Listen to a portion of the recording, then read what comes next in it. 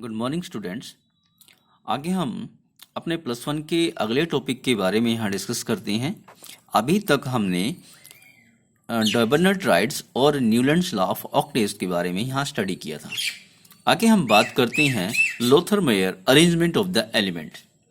जो Lothar Meyer थे उन्होंने जो एलिमेंटों की स्टडी की वो कैसे कि उनके एटॉमिक वॉल्यूम और एटॉमिक मास के बीच में उन्होंने ग्राफ बनाया।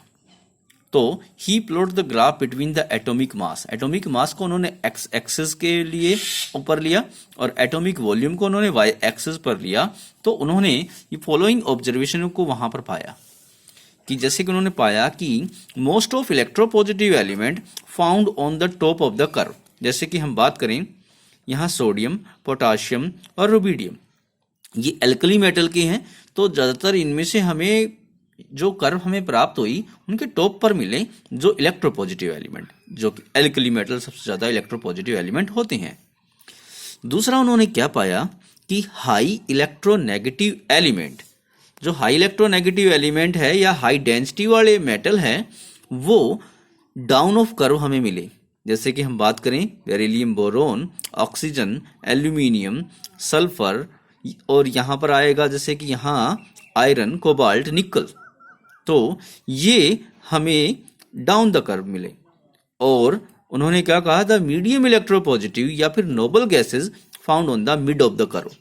तो जो मीडियम इलेक्ट्रोपॉजिटिव थे वो यहाँ बीच वाली अवस्थाओं में मिले। जैसे कि हम बात करें, जैसे नोबल गैसेस में नियोन यहाँ है, आर्गन यहाँ है और क्रिप्टॉन यहाँ पर है। तो ये हमें मिड ऑफ द कर्व मिले। तो उन्होंने अपनी अरेंजमेंट के अनुसार ग्राफिकल रिप्रेजेंटेशन में इन बातों को पाया। आगे हम बात करते हैं मेंडलीव पीरियोडिक लॉ। तो मेंडलीव की स्टडी के बारे में यहाँ डिस्कस करते हैं। मेंडलीव पीरियोडिक लॉ क्या कहता है कि मेंडलीव ने जो अपनी स्टडी की उन्होंने पाया कि फिजिकल और जो केमिकल प्रॉपर्टियां है वो पीरियोडिक फंक्शन है एटॉमिक मास के। यानी एटॉमिक मास बदलेगा तो फिजिकल और केमिकल प्रॉपर्टियां भी बदलेगी, मगर एक पीरियड के अनुसार वो वापस से रिपीट होंगी। अब कंट्रीब्यूशन क्या था, उन्होंने किस प्रकार से अपने जो वहां पर काम किया। तो मेंडलीव के टाइम टोटल 63 एलिमेंटों की खोज हुई। तो वहां पर उन्होंने क्या किया कि 63 कार्ड लिए, प्रत्येक कार्ड पे एक एलिमेंट का उन्होंने पूरा रिकॉर्ड रखा। जैसे कि एक कार्ड लिया, उस पर उस एलिमेंट के एक एलिमेंट की मास रखा, डेंसिटी रखा, वहां पर उसकी केमिकल प्रॉपर्टियों को वहां पर उन्होंने दिखाया कि hydrogen, oxygen, fluorine, chlorine, bromine, और इनके साथ वो रिएक्शन करके उनका मास का रेशियो क्या रहता है, किस प्रकार से वहां पर वो उनसे रिएक्शन करता है। इन बातों को वहां पर उन्होंने इंडिकेट किया। तो He arranged the element according to the physical chemical property। तो इस प्रकार उन्होंने रिएक्शन करके फिजिकल और केमिकल प्रॉपर्टी को स्टडी किया और उन्हें उनके क्रम के अनुसार व्यवस्थित किया। तो उन्होंने क्रम के अनुसार व्यवस्थित तो किया था फिजिकल और केमिकल प्रॉपर्टियों के आधार पर, मगर उनका जो अरेंजमेंट है उन्होंने पाया कि वो उनके एटॉमिक मास के अनुसार व्यवस्थित हो गए हैं। तो उन्होंने अपना लॉ दिया कि फिजिकल और केमिकल प्रॉपर्टियां एटॉमिक मास के अनुसार बदल रही हैं, due to which he found that the relation the atomic mass and the physical and chemical property. आगे हम बात करते हैं अचीवमेंट ऑफ मेंडलीव। भाई मेंडलीव की अचीवमेंट क्या थी। तो मेंडलीव की ज्यादातर उपलब्धियां क्या थी कि नंबर 1, उन्होंने पीरियोडिक टेबल बनाने में वहां पर प्राथमिकता दिखाई। और आगे हम बात करें कि उन्होंने ऐसे एलिमेंटों के बारे में भी बताया जो उस दौरान डिस्कवर नहीं हुए थे। जैसे कि उस दौरान स्कैंडियम, गैलियम और जर्मेनियम, इनकी डिस्कवरी नहीं हुई थी और उन्होंने उनके बारे में भी बताया और उन्हें नाम दिया। जैसे स्कैंडियम को उन्होंने नाम दिया एका बोरोन, और गैलियम को नाम दिया उन्होंने एका एल्यूमिनियम, और जर्मेनियम को नाम दिया उन्होंने एका सिलिकॉन। यहाँ एका जो वर्ड है नेक्स्ट के लिए आता है। बोरोन और एल्यूमिनियम के बाद यहाँ पर उनकी टेबल में जैसे स्कैंडियम, और एल्यूमिनियम के बाद वहाँ पर गैलियम, और सिलिकॉन के बाद जर्मेनियम आता है उनकी टेबल में। तो इस प्रकार उन्होंने उन्हें इन नामों से वहाँ पर बताया।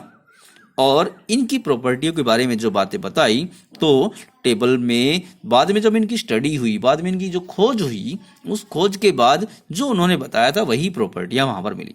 तो एक बड़ी उपलब्धि थी उनके लिए। आगे हम बात करते हैं ड्रॉबैक या लिमिटेशन। कमियां क्या रही मेंडलीव पीरियोडिक टेबल की? तो कमियां क्या रही कि नंबर 1, उन्होंने हाइड्रोजन की एग्जैक्ट पोजीशन नहीं बताई कि उन्हें एल्कली मेटल के साथ रखें या हैलोजेंस के साथ रखें। They some irregularity order of atomic mass. उन्होंने अपना जो लॉ बताया था, उन्होंने कहा था कि उन्होंने बढ़ते हुए एटॉमिक मास के अनुसार व्यवस्थित किया था, मगर उन्होंने अपनी ही टेबल में जो पोटाशियम को आर्गन के बाद में रखा, जबकि पोटाशियम का मास 39 है, आर्गन का 40। आर्गन 40 आना चाहिए उनके रूल के अनुसार। वैसे तो रियल में पोटाशियम बाद में ही आएगा आर्गन के। और उन्होंने निकल को कोबाल्ट के बाद में रखा, जबकि कोबाल्ट का मास ज्यादा था और निकल का कम था। तो ये उनकी कमियां थी खुद के रूल के अनुसार। Some metal are placed in between non metal. उन्होंने कुछ मेटल को, जैसे कि आयरन हो गया है, कोबाल्ट हो गया है, इनको हैलोजेंस के बीच में रखा, नॉन मेटल्स के बीच में रखा। Top isotopes are not follow the Mendeleev law. Mendeleev ने जो लॉ दिया था, उन्होंने कहा था अगर मास नंबर अलग होगा तो फिजिकल और केमिकल प्रॉपर्टियां भी अलग होगी, मगर आइसोटोप्स का जो मास है वो अलग होता है, मगर उनकी केमिकल प्रॉपर्टियां समान होती है। तो इस प्रकार उन्होंने मेंडलीव के लॉ को फॉलो नहीं किया। यहां पर मेंडलीव का लॉ फेल हुआ। और he does not explain how many element possible between the two element. उन्होंने यह निश्चित नहीं किया कि दो एलिमेंटों के बीच में कितने और एलिमेंट आएंगे।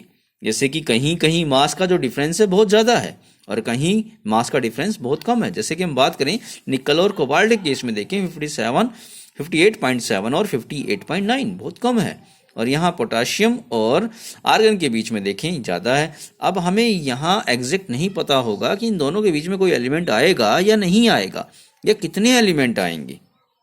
तो ये बातें उन्होंने क्लियर नहीं की, इन बातों को एक्सप्लेन नहीं कर पाए। तो ये हमारे मेंडलीव पीरियोडिक लॉ की कमियां रही।